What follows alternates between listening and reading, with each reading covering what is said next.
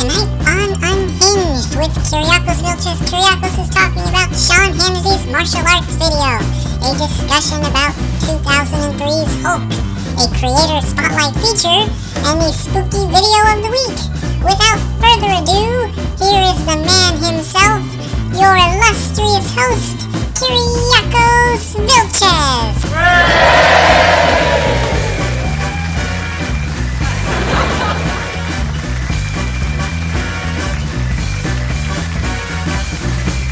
Thank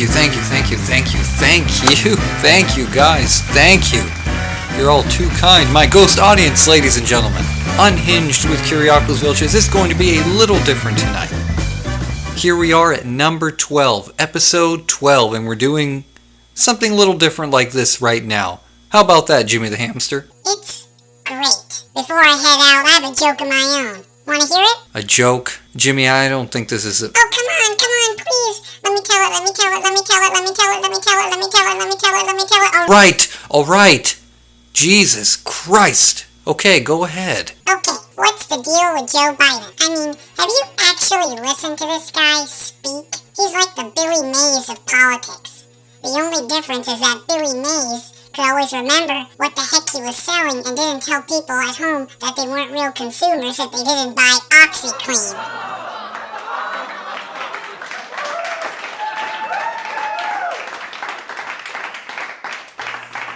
Thank you. Jimmy the Hamster, ladies and gentlemen. When we come back to Unhinged with Kiriakos Vilchez, I'll be diving into tonight's episode. We'll be talking Hulk and many other things. Stay tuned, kiddos.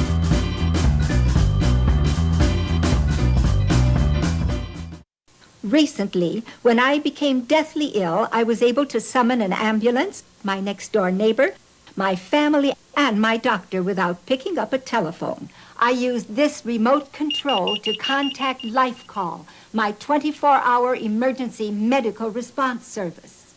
Watch. You just press this button and speak into the air and... I'm having chest pain. I'm calling paramedics and your family, Mr. Miller. I've fallen, and I can't get up. We're sending help immediately, Mrs. Fletcher. See? Protect yourself with LifeCall, and you're never alone. To get complete free information by mail about this affordable medical emergency response system, call toll-free now. LifeCall can save your life, so call to get free details by mail right away.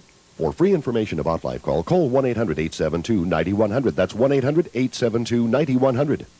Welcome back to Unhinged with Kiriakos Vilchez. Let's jump straight into this thing. First up is Mr. Sean Hannity's martial arts video. I don't know if you guys have seen this, but it's as hilarious as it sounds. I'm going to put the video up here.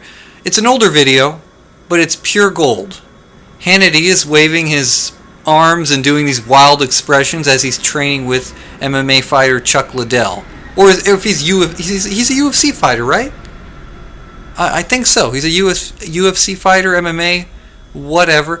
I mean, I got to give it to Hannity, though. If I was facing him, I'd be a little intimidated too. I mean, look at those hands, guys. Look at the hands. The hands are moving so fast. It's like magic. He's doing Houdini Foo. Except instead of being pummeled to death, you're falling over from the dizziness. Well done, Sean Hannity. Just keep on keeping on. All I gotta say is that if you were in a fight with Don Lemon in a battle of the pundits, my money's going to be on you, good sir, for sure. Mr. Lemon doesn't stand a CNN reporter's chance in a Fox News break room if you went up against him. I'll tell you that right now, and that's all I got to say about that.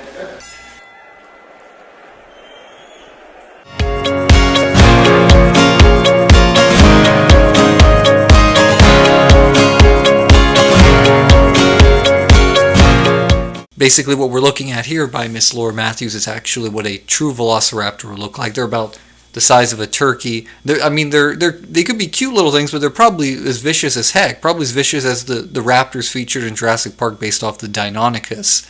So, there you have it. Fantastic puppetry right there. All I gotta say is if we ever clone dinosaurs, I'm definitely getting myself a pet Velociraptor.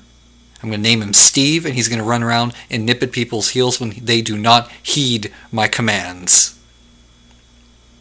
Next up on Unhinged, when we come back, I'll be talking about 2003's Hulk. What I liked about it, what I didn't like about it. We're doing a throwback review. Stay tuned.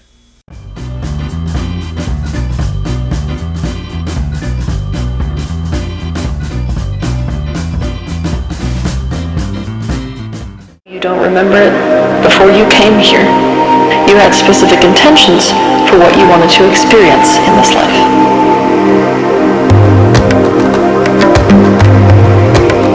Some of you wanted to taste of true love. Some of you... And welcome back to Unhinged with Kiriakos Vilchez. 2003's Hulk was very unique in the way it was one of the first MCU films, actually. After the success of 2002, I think it was 2002, where Sam Raimi's Spider-Man came out, Universal and Marvel wanted to put out the one and only Incredible Hulk he wanted his moment of glory. 2003's Hulk was interesting. It was directed by Ang Lee, had a very distinct visual style. And, okay, basically, let me just jump right into it. Hulk was a movie where it pitted psychology versus brute action, where if you wanted the latter, it was sacrificed for the former, if that makes any sense. Now it starred Eric Bana as Bruce Banner / the Hulk, Jennifer Connelly as Betty Ross, Sam Elliott as General Ross, General Thaddeus Thunderbolt Ross, to be specific, and then Nick Nolte as David Banner, Bruce Banner's father. Josh Lucas was also in the movie as Talbot, I believe his name was. So the movie basically is a comic book movie where instead, in lieu of action, we're giving a lot of exposition and analyses of the characters themselves, which is good and bad in a way, and I'll get right into that. I'm going to start with the criticisms because, whenever I get good or bad news, I always like to get the bad news first because it'll, you need the good news as a pick-me-up afterwards. So my criticisms with the film. Now, I saw this when I was much younger. I believe it came out in 2003. I was in middle school at the time. Yeah, I believe I was in middle school, yeah. 7th, 8th grade. Yeah, somewhere around there. Now, the pacing.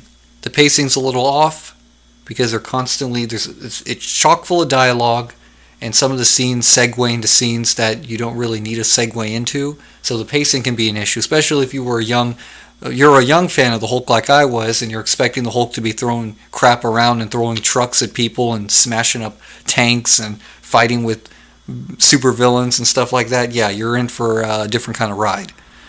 And also leads into the next point, not enough of the Hulk. When you watch a Hulk movie, you're expecting more of the Hulk, right? It's like you don't go to a Batman movie and just see Batman show up for like 5 minutes. You want to see the cowl and the cape. In this instance, we want to see Bruce Banner turn an angry green giant that likes to smash things. So those were my main criticisms of the film. The pacing, and not the Hulk wasn't featured enough as much as I'd like him to be.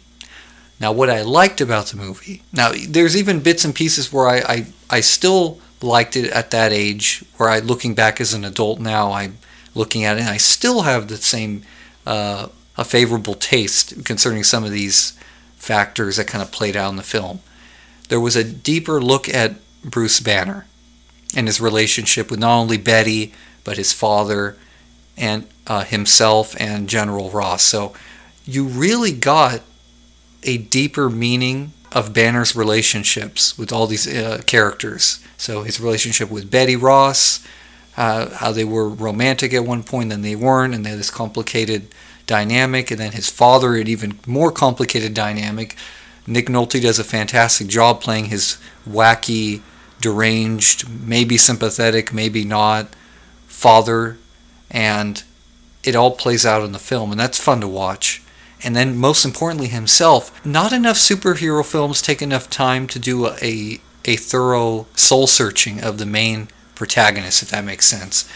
What I loved about Sam Raimi's Spider-Man films is that they did that. Christopher Nolan in his Batman films, he did that with Bruce Wayne. I mean, aside from those, there aren't many superhero films that can do that. They don't have the luxury of doing that because they really have to spread everything out. You know, you have to introduce the hero, you got to introduce the villain, you have to introduce the MacGuffin, the backdrop, everything. It's just, and you have a specific time frame in which you can do all this. You can't just do it the way you'd like to, as if it were a graphic novel or a book.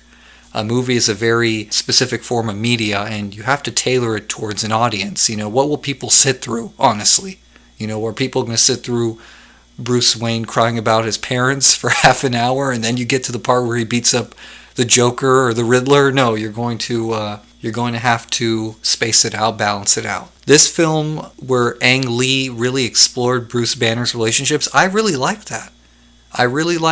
And even at that age, I kind of understood what they were doing with that, where some of the scenes, I retained them. You know, I'm like, wow, you know, the messed up relationship with his dad, sacrificing his life with Betty for the greater good. It's like, it's very, very, very thematic, very well done. Not to mention, also leading into the next point, the action sequences that would complement all this, they were pretty good.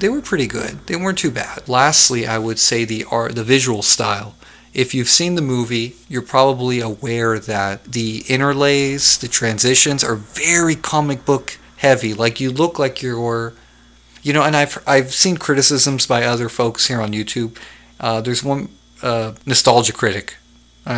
He's fun. He's a lot of fun to watch. But he did one on the Hulk, this one, and he said that the comic book aesthetic is fun, but it kind of distracts you from the fact that there's no action in its place. So that's why it's kind of entertaining. You're like, oh, remember, it's a comic book film. I never felt that way, honestly. When I thought it was very creative in the way they did it, and it was visually engaging. Like, it was something that you don't see, and it wasn't dizzying or anything like that. It's like, it was smooth. It wasn't like they were forcing it on you. I mean, it wasn't like not Shutter Island. It wasn't like an Inception type deal where you don't know what the heck's going on. It's like, you know, you're watching, I'm pretty sure people know they're watching a comic book movie. It's a different type of comic book movie, but it is. But this visual style was fun to see. I liked how they did that. It was something different. Overall, if I were to give Hulk a rating, a retrospective rating, I would give it maybe like a 6.5, 7 out of 10.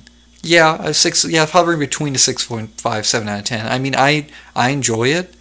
I mean, even rewatching it, I enjoy it. So critically, it did well with audiences and professional critics anyway. But then again, we are our best critics when it comes to entertainment. So I always say, watch it for yourself first, and then kind of soak in opinions afterwards. But it didn't do well financially in terms of what they were expecting. So that's why a sequel was dropped off in favor of The Incredible Hulk with Edward Norton, and then that went into the Mark Ruffalo Bruce Banner Hulk for the Avengers and the greater MCU. So that's a whole nother story there. Maybe I might explore that in a future video where I look at the evolution of the Hulk in Marvel movies. That would be a lot of fun. I think if you guys like that, if you want to see that, let me know. I might just explore that either way, but that'd be down the road sometime. Russian Yeti video coming up on Unhinged with Kiriakos Vilchez. Stay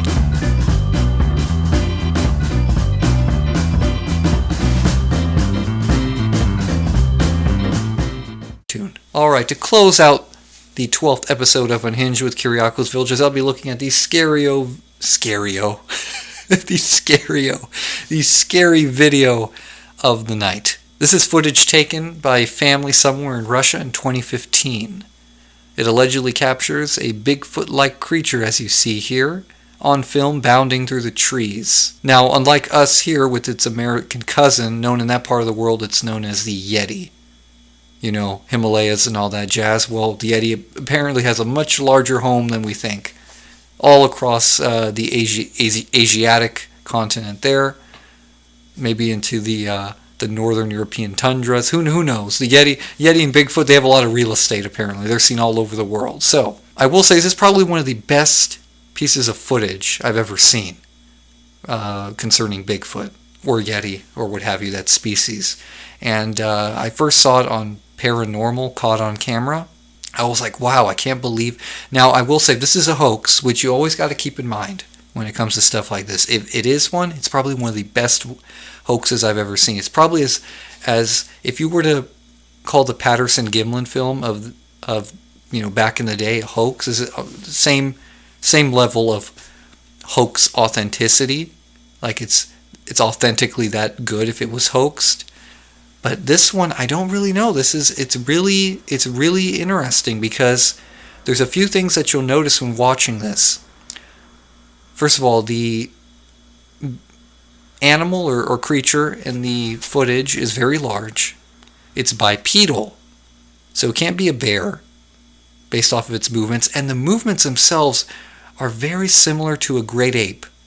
Like even a chimpanzee. Like I could see, if there was a logical explanation for what they saw, in that part of the world, what happens here in America too, people have pet chimps and gorillas, or usually it's pet chimpanzees. And I don't really know about gorillas or orangutans, but in any other parts where people have pet bears, pet tigers, this could be a loose pet chimpanzee or chimpanzee released into the wild, because after a certain age, chimpanzees become very dangerous.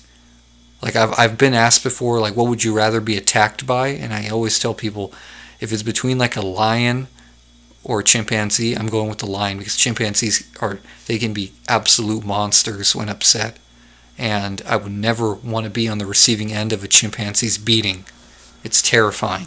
So in this scenario, I could imagine if this was a chimp that they encountered, I would be much more afraid, because if you look at the reactions, they're very fluid, they're very natural, especially the young boy in the video. It's terrifying. You see him kind of bounding through the trees, and he's so limber and very big. And the movements aren't human-like. Like, I don't really know what to make of it. It's all, the only logical explanation I can come up with, aside from it actually being solid proof that it's a yeti, is that it is a chimpanzee or an adult chimp that was released from someone's care or escaped out there. And you could say, oh, that sounds wild as it is, but look up some folks on YouTube or Google some folks. I'm telling you, some people have some crazy animals in their care. Not crazy, but wild animals that they shouldn't be. Honestly, wild animals should be in the wild, and if not, they should be in a sanctuary or within an organization that cares for rehabilitation and conservation. Nobody should be owning wild animals like chimps and tigers or bears. It's very dangerous, and it requires a lot of expertise. And I would highly recommend you do not have a pet chimp. So if this is the case, whoever has this chimp, I suggest maybe let him be. If you ever encounter one in this part of the world, to my friends here in Russia somewhere, be aware. And if it is a yeti, well, keep those cameras on, keep that footage rolling, and maybe you'll spot him again, and we'll get more yeti footage. With that being said, thank you very much, guys, for joining me here on Unhinged with Kiriakos Vilchez. Special thanks to my special co-host of the night, Jimmy the Hamster. Yes, Jimmy the Hamster is a real talking hamster that I have in my employ. As always, much love, much appreciation. Thank you for joining me here on Unhinged.